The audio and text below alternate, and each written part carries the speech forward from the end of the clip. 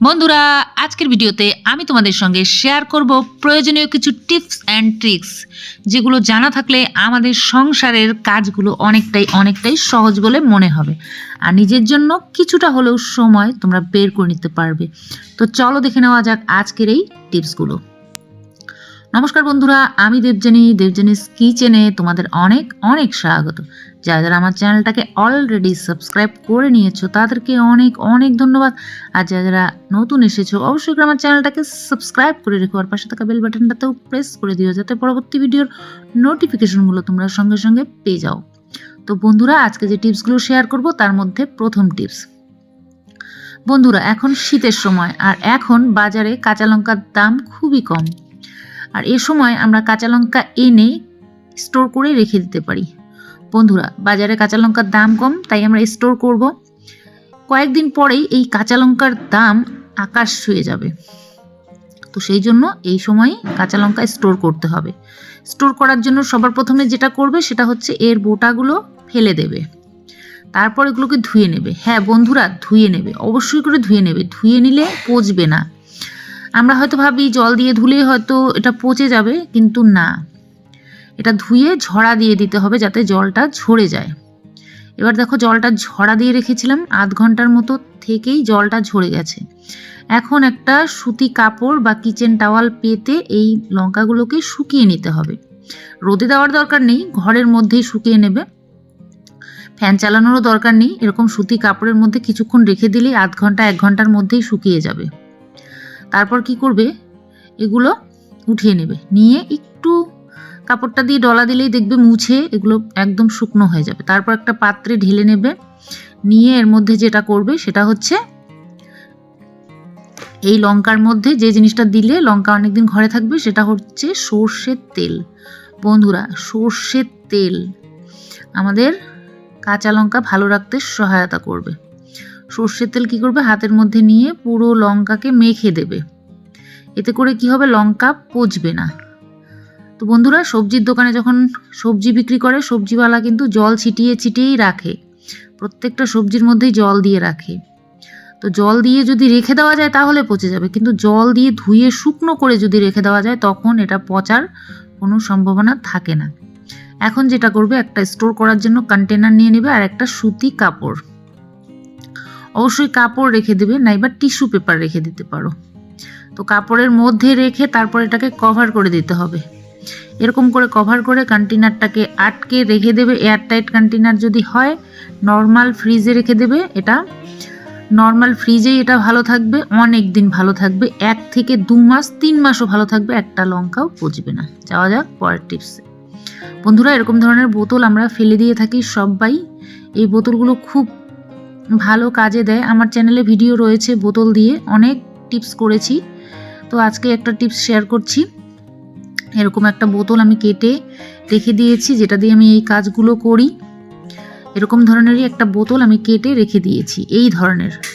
তো এই বোতল দিয়ে আমরা যেটা করব সেটা হচ্ছে, আমরা অনেকেই কি করি, শাক কাটতে গিয়ে হাত কেটে ফেলি। অনেকেই এমন রয়েছে শাক কাটতে গিয়ে হাত কেটে ফেলে, তাদের জন্য আজকে এই টিপসটা, বিশেষ করে নতুন গৃহিণীদের। তো এরকম ধরনের বোতলের মধ্যে এই শাকগুলোকে পুড়ে দেবে, তারপর কি করবে, চাকু দিয়ে কেটে নেবে। এতে করে হাত কাটার কোনো ভয় থাকবে না, কেননা আমরা যখন হাত দিয়ে বটিতে বা চাকু দিয়ে কাটি তখন কিন্তু শাক কাটার সময় হাত কেটে যায় অনেকেরই। যখন এটার ভেতরে দিয়ে শাক কাটবে তখন শাকটাও যেমন সুন্দরভাবে কাটা হবে, তেমনি কি হবে, শাকগুলো সুন্দর কাটা হবে আর হাতও কাটবে না। এই পদ্ধতিতে তোমরা যদি শাক কাটো, এরকম ধরনের বোতল কেটে রেখে দেবে। তো আমার চ্যানেলে বোতলের ভিডিও রয়েছে, আমি ডিসক্রিপশন বক্সে বা এন্ড স্ক্রিনে দিয়ে দেবো, তোমরা দেখে নিও। বোতল কিভাবে ইউজ করে আমরা অনেক কাজ করতে পারি সেই ধরনের ভিডিও রয়েছে। আর এখন তোমাদের সঙ্গে যে টিপসটা শেয়ার করলাম, এটাতে শাকগুলোকে ভালো করে কেটে তারপর তোমরা ধুয়ে নিতে পারো, না এবার ধুয়েও কেটে নিতে পারো। তো আমি প্রথমে কেটে নিই, তারপর ধুই। তো কেটে নেওয়া হয়ে গেছে, আর শাকগুলো কত সুন্দর কাটা হয়েছে দেখতেই পাচ্ছ। এখন এই শাকগুলোকে ভালো করে ধুয়ে জল ঝরিয়ে নিয়ে রান্না করতে পারবে, হাতও কাটবে না, শাক কাটাটাও কিন্তু খুব সুন্দর হবে। তো দেখো, এইভাবে আমি শাকগুলো কেটে নিলাম। তো আশা করি টিপসটা ভালো লেগেছে। যাওয়া যাক এবার পরের টিপসে। এরকম ধরনের ফ্লাক্স আমরা ব্যবহার করি, বিশেষ করে শীতের সময় তো করি, কেননা শীতের সময় আমরা গরম জল রাখি। তো এরকম ধরনের ফ্লাক্সগুলো আমরা পরিষ্কার করতে অনেকেই পারি না, কেননা ফ্লাক্স পরিষ্কার করতে গেলেই ফ্লাক্সের ভিতরে যে গ্লাসটা সেটা ভেঙে যায়। আর কি দিয়ে পরিষ্কার করলেই বা এটা ভালো পরিষ্কার হবে, এর থেকে ব্যাড স্মেল চলে যাবে, সেটা হচ্ছে বেকিং সোডা আর ভিনিগার। খুব সুন্দর ভালোভাবে ক্লিন হয়। তো আমি বেকিং সোডা 1 চামচ দিয়ে দিলাম আর ভিনিগার দিয়ে দিলাম 1 মুঠা মতো। এবার সামান্য একটু গরম জল দেব। তো এইভাবে যদি তোমরা পরিষ্কার করো, এটা ভাঙবেও না আর এটার থেকে ব্যাড স্মেল চলে যাবে। এবার ঢাকনা দিয়ে একটু নাড়িয়ে চাড়িয়ে এটাকে রেখে দেবো কিছুক্ষণ। এটা কিছুক্ষণ রেখে দিলে একা একাই পরিষ্কার হবে, এটা ঘষা ডলা কোনো কিছু করার দরকার নেই। বেশি ডলাডলি ঘষাঘষি করলে কিন্তু ভেতরটা ভেঙে যাবে। এখন দেখো আমি 15 মিনিট রেখে দিয়েছিলাম। 15 মিনিট পর যেটা করব, এখানে আমি এগুলো বের করে নেব। জলটা ঢাকনাটার মধ্যে ঢেলে দেবো, এতে করে ঢাকনাটাও পরিষ্কার হয়ে যাবে। আর এবার কি করব, ঢাকনাটা একটু পরিষ্কার করে নেব। ঢাকনাটার মধ্যে অনেক সময় দাগ লেগে যায় ইউজ করতে করতে, তো ঢাকনাটা আমি পরিষ্কার করে নেব। এবার ঢাকনাটা কি করব, এই যে গরম জল দিয়ে ভেতরটা ধুতে হবে। ভেতরটা গরম জল দিয়ে না ধুলে কিন্তু ঠান্ডা গরম জল যদি এক্সট্রা করে দেওয়া যায়, তাহলে খুব সহজেই ভেতরের গ্লাসটা ভেঙে যায়। তো এবার আমি ভেতরে গরম জল দিয়ে বাইরেটা ঘষে নিচ্ছি। বাইরেটা তোমরা সার্ফ সাবান লিকুইড যেটা দিয়ে পারো ঘষতে পারো, অসুবিধা নেই। ভেতরটাই খুব সিনসিয়ারলি করতে হয়। তো দেখো আমি ভেতরটার মধ্যে কিন্তু গরম জল দিয়ে দিয়েছি আর বাইরেটা আমি ঘষে নিলাম। এইভাবেই একটা নয় দুটো নয় অনেকগুলো ফ্লাক্স তোমরা পরিষ্কার করতে পারবে এই নিয়মে। আর ফ্লাক্স কিন্তু কখনোই ভাঙবে না। তো দেখো ফ্লাক্সটার বাইরেটা আমি পরিষ্কার করে নিলাম আর ভেতরটা গরম জল দিয়ে রেখেছি। তো ভেতরটা তোমরা যদি চাও আরও একবার পরিষ্কার করতে পারবে। আর ভেতরটা কিন্তু বেশি ডলাডলি করার দরকার নেই। তো এই গরম জলটা দিয়েই আমি একটু এটা ধুয়ে নিলাম।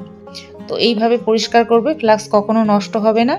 তো দেখো আমি আরেকবার ধুয়ে নেব এই গরম জল দিয়েই। আমি গরম জল করে নিয়েছি, গরম জল দিয়েই ধুতে হবে ফ্লাক্স, না হলে কিন্তু ফ্লাক্স খুব তাড়াতাড়ি নষ্ট হয়ে যাবে। তো দেখো আমার ফ্লাক্সটা খুব সুন্দরভাবে ক্লিন হয়ে গেছে। এইভাবে ফ্লাক্স ক্লিন করলে কখনোই ভাঙবে না আর ফ্লাক্স ভালো থাকবে।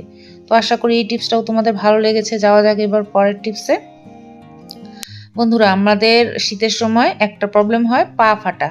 তো দেখো আমার পা কিন্তু একদমই ফাটা নেই, আমার পা ফাটে না, কেননা আমি একটা টিপস করি, যে টিপসটা আমি প্রত্যেক সপ্তাহে করাতে আমার পাটা ফাটে না। সেটা হচ্ছে টুথপেস্ট। বন্ধুরা, টুথপেস্ট খুবই কার্যকরী একটা উপাদান, যেটা আমাদের পা কখনোই ফাটতে দেয় না। কিভাবে ফাটে না আমি দেখাচ্ছি। তো পেস্ট এরকমভাবে গোড়ালিতে লাগিয়ে নেবে, খুব সামান্য, বেশি দরকার নেই, এরকম গোড়ালিতে লাগিয়ে নেবে। তারপর কি করবে, 1 টুকরো লেবু নিয়ে নেবে। এই কাজটা তোমরা রাত্রেও করতে পারো। 1 পিস লেবু নিয়ে নেবে, নিয়ে এই যে টুথপেস্টটার উপরে এই লেবু দিয়ে ঘষবে। এতে করে কি হবে, পায়ের গোড়ালি ফাটা বা পায়ের মধ্যে যে ট্যান পড়ে যায় বা পায়ের গোড়ালি ফাটা ফাটা হয়ে যায়, সেই ফাটা ফাটা অংশগুলো খুব সুন্দরভাবে ক্লিন হবে। বন্ধুরা, কোলগেটের মধ্যে বা টুথপেস্টের মধ্যে ফ্লোরাইড আছে, এছাড়াও এর মধ্যে অনেক কিছু রয়েছে যেগুলো আমাদের পায়ের থেকে নোংরা ময়লা টেনে বের করে দেবে আর আমাদের পায়ের মধ্যে ফাটার মধ্যে যে নোংরাগুলো এঁটে থাকে সেগুলোকে বের করতে সাহায্য করবে। আর লেবুর সঙ্গে মিলে এটা সুন্দরভাবে কাজ করবে। আর লেবু আমাদের পায়ের ট্যান তুলে দিতেও সাহায্য করে। এখন দেখো এটা মুছে নেবে, নাইবা তোমরা গরম জল দিয়ে ধুয়ে নিতে পারো। তো আমার শীতের সময় গরম জল দিয়ে পাটা ধুতে ভালোই লাগে, এতে করে পাটা সফট হয়। তো আমি গরম জল রেখে দিয়েছিলাম কাছেই, সেটা দিয়ে পাটা ক্লিন করে নিলাম, এতে করে পাটা আরও সুন্দর হবে। চাইলে তোমরা 10 মিনিট এই গরম জলে পা ডুবিয়েও রাখতে পারো। এবার কি করবে, পাটা ভালো করে মুছে নিয়ে একটা বাটির মধ্যে নিয়ে নেবে ভ্যাসলিন। বন্ধুরা, ভ্যাসলিন খুবই ভালো একটা জিনিস, যেটা আমাদের পা ফাটা ভালো করে। কিন্তু ভ্যাসলিনের সঙ্গে আরেকটা উপাদান মিশিয়ে যদি তোমরা ব্যবহার করতে পারো, সেটা হচ্ছে লেবু, তাহলে তোমাদের পা আর কখনোই ফাটবে না, আর পা ফাটা চলে যাবে আর পা সুন্দর হবে, সফট হবে। অবশ্যই করে ভ্যাসলিনটা দিয়ে তারপর লেবু রসটা দিয়ে কি করবে, কিছুক্ষণ হাত দিয়ে এটা মেশানোর চেষ্টা করবে। এটা যদি কিছুক্ষণ মেশানো যায় তাহলে এটা মিশে যাবে, একটু টাইম লাগবে। তো এটা এরকমভাবে মিশিয়ে নিয়ে তারপর তোমরা এটা পায়ে অ্যাপ্লাই করবে, ভ্যাসলিন আর লেবু রস। এটা যদি মিশিয়ে তোমরা পায়ে ব্যবহার করতে পারো, পা ফাটা চিরতরে চলে যাবে। কেননা পা ফাটার যে অংশগুলোতে লেবুর রস খুব ভালোভাবে কাজ করে ভ্যাসলিনের সঙ্গে। তো পায়ের গোড়ালিতে ভালো করে লাগাবে, তোমরা পুরো পায়েও লাগাতে পারো, কেননা আমাদের শীতের সময় পুরো পাই ফাটা ফাটা হয়ে যায়। তো এইভাবে তোমরা ব্যবহার করে দেখো, পা ফাটা চিরতরে চলে যাবে। তো আজকে যে টিপসগুলো তোমাদের সঙ্গে শেয়ার করলাম, কোনটা বেশি ভালো লাগলো কমেন্ট করে জানিও। ভালো লাগলে একটা লাইক করো, বন্ধুদের সঙ্গে শেয়ার করে দিতে পারো। চ্যানেলে নতুন হয়ে থাকলে চ্যানেলটাকে সাবস্ক্রাইব করে রেখো। আজকের জন্য শেষ করবো। সবাই তোমরা ভালো থেকো, সুস্থ থেকো। নমস্কার।